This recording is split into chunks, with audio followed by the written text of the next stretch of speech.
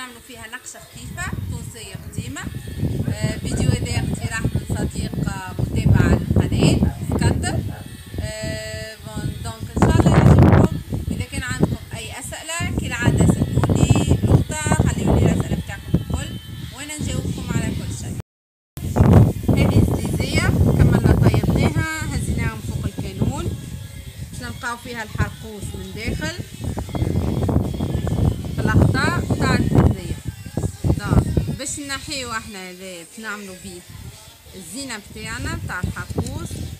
انا جبت هوني شوية ماء ورد شوية ماء، نجمو نخلطوها بشوية بارفان، اي نوع بتاع بارفان او دو تواليت، وباش ننقشو بيها كيما قلت لكم. باش نعمل لكم نقشة خفيفة. الهدف من الفيديو هذايا هو نتعلموا كيفاش الحرقوس من الزليزية نستعملوها على يدينا.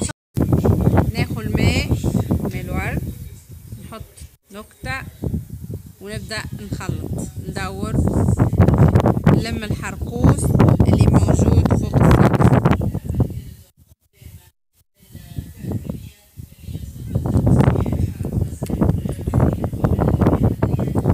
كيما قاعدين تشوفوا فاش نعمل.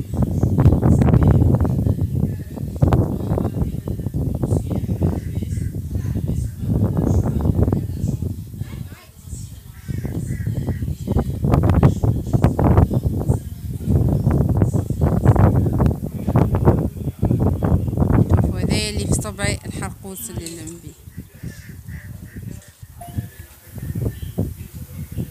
لميت الحرقوس توا على الحراف. خديت عندي بنسل تاع ايلاينر، تنجمو تعملوا ببرة، تنجمو تعملوا فرشاة خفيفة اللي تحبوا ليه، اللي تحبوا تنقشوا بيه. نغطتها بالحرقوس ومن بعد نحط عليه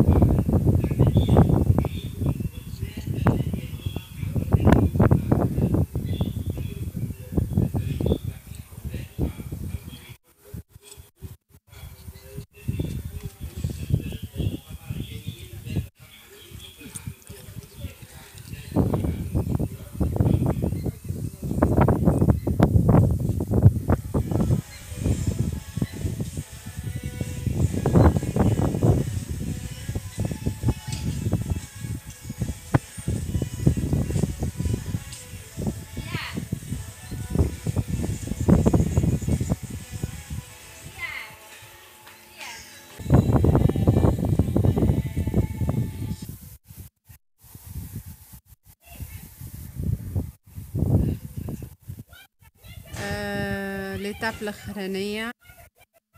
عملنا كما قلت لكم حاجه بسيطه قديمه.